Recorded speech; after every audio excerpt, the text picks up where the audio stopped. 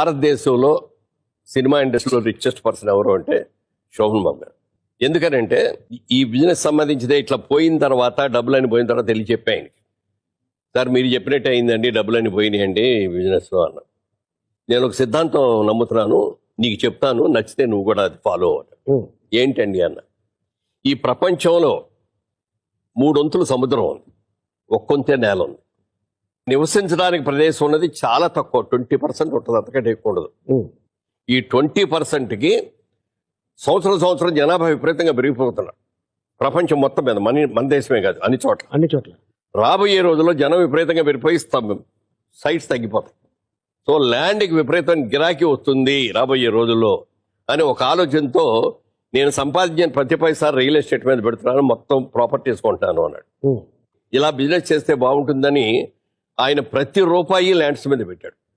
అంటే ఆ